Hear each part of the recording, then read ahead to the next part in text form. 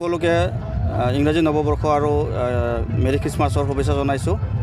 আৰু আজি 25 ডিচেম্বৰ দিনা বগামাটিত যথেষ্ট সংখ্যক বনভোজকাৰী আহিছে, আমি ভাল লাগিছে। আৰু বিগত বছৰতকৈ কিন্তু এইবাৰ বনভোজকাৰীৰ সংখ্যা কিছু কম যদিও আশা কৰিছোঁ আমাৰ 1 জানুৱাৰীৰ পৰা ইয়াতে বগামাটিত যথেষ্ট সংখ্যক পৰ্যটক বা আহিব, পিকনিক খোৱা মানুহ আহিব।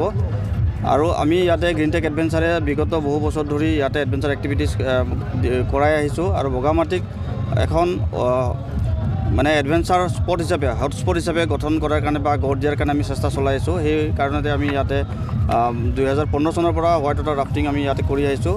অসমৰ একমাত্ৰ হোৱাইট ৱাটাৰ কমাৰ্চিয়েলি মানে কৰিব পৰা হোৱাইট ৱাটাৰ ৰাফটিং চেণ্টাৰ হয়। আৰু তাৰ পিছত বৰ্তমান পানীমূৰত এটা হৈছে।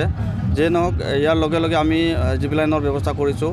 ইয়াতে কেম্পিঙৰ ব্যৱস্থা আছে, হাই ৰপ এক্টিভিটিছ আছে আৰু এয়াৰগান আছে, ATV ৰাইড আছে। এনেকুৱা ধৰণৰ কিছু এক্টিভিটিছেৰে আমি ইয়াতে পৰ্যটকক আকৰ্ষণ কৰিবলৈ সক্ষম হৈছোঁ। আৰু ইয়াতে অসমৰ ভিতৰৰ লগতে বাহিৰৰো বিভিন্ন জেগাৰ পৰা ইয়াতে আহি মানে আমেজ লৈছে। বগামাটি অতি ধুনীয়া ঠাই। আৰু ইয়াতে এই ভূটানৰ পৰা বৈ অহা যি বৰনদী পাৰত যি সুন্দৰ প্ৰাকৃতিক পৰিৱেশ আছে, সেই পৰিৱেশটো উপভোগ কৰিবৰ কাৰণে ইয়াতে বিভিন্নজন আহি আছে। আৰু আপোনালোকে গম পায় ইয়াতে বৰনদী ৱাইল্ড লাইফ চেংচুৰীও আছে। এই চেংচুৰীত থকা বিভিন্ন ধৰণৰ জীৱ জন্তুৰ মাত ইয়াতে শুনিবলৈ পাওঁ আমি। আৰু লগতে ইয়াতে ব্যৱস্থাও আছে চেংচুৰী চাবৰ কাৰণে, মানে জীৱ জন্তু চাবৰ কাৰণেও মানে বিভাগীয়ভাৱে ব্যৱস্থা কৰি আছে। আৰু খুব সোনকালে তেওঁলোকে জীপ চাফাৰী মুকলি কৰিব বুলি কৈছে। আৰু আমি জীপ চাফাৰীৰ কাৰণে ৰেডিও হৈ আছোঁ।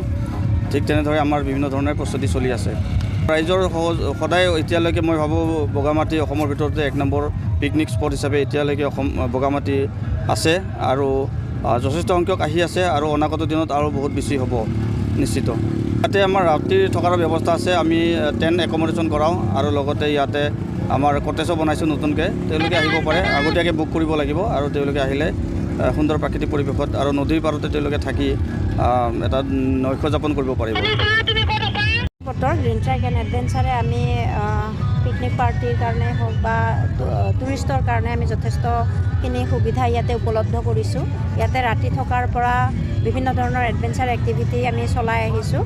আৰু প্ৰায় বহু বছৰ ধৰি আমি ইয়াতে এডভেঞ্চাৰ এক্টিভিটি চলাই আহিছোঁ। আৰু বগামাটিক অকল পিকনিক স্পট হিচাপে নহয়, এডভেঞ্চাৰ টুৰিজিম ক্ষেত্ৰ হিচাপে মানে স্থান দিবৰ কাৰণে আমি অহৰহ প্ৰচেষ্টা চলাই আহিছোঁ। আৰু এই ক্ষেত্ৰত আমি কিছু ক্ষেত্ৰত আমি সফলো হৈছোঁ। ইতিমধ্যে অসমৰ লগতে নৰ্থ ইষ্ট বা ভাৰতৰ বিভিন্ন ঠাইতো আমাৰ এডভেঞ্চাৰ যিটো ক্ষেত্ৰ বগামাটি জনা হৈছে। আৰু বিভিন্ন ধৰণৰ লোক আহি ইয়াতে ৰাতি থাকি আৰু বিভিন্ন এডভেঞ্চাৰ এক্টিভিটি কৰি যায়। আৰু আমাৰ ইয়াতে বিভিন্ন ধৰণৰ সুবিধা আছে, zip line, white water river rafting, kayaking, তাৰপিছত যিটো ভূটান বৰ্ডাৰ আৰু Barnadi wildlife sanctuary border area আছে, তাতে আমি ডাবল ট্ৰেকিং কৰাওঁ। ৰাতি থকাৰ সুন্দৰ ব্যৱস্থা আছে।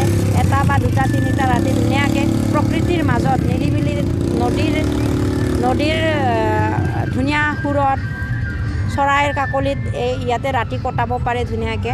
আৰু ইয়াতে ৰাতিপুৱা মানে টোপনি জাগে আমাৰ পক্ষীৰ কলৰৱত, মানে পক্ষীৰ মাতটো এটা মানে এলাৰ্ম কল টাইপ হৈ যায়। আৰু ধুনীয়াকৈ ইয়াতে বনফায়াৰ কৰি ৰাতি থাকিব পাৰে আৰু বিভিন্ন ধৰণৰ এডভেঞ্চাৰ এক্টিভিটি কৰিব পাৰে। গতিকে সকলোৱে আহি ইয়াতে এডভেঞ্চাৰ এক্টিভিটি এনজয় কৰিব পাৰে, লগতে পিকনিকো এনজয় কৰিব পাৰে। বাৰ্থডে পাৰ্টি হওক, এনিভাৰ্চাৰী পাৰ্টি, গেট টুগেডাৰ, বিভিন্ন ধৰণৰ পাৰ্টি আমি অৰ্গেনাইজ কৰি দিওঁ। আৰামছে আহি ইয়াতে দিনতীয়াকৈ আহিও ৰাতিপুৱাৰ পৰা আহি গোটেই দিনটো কটাই খানা খাই যাব পাৰে।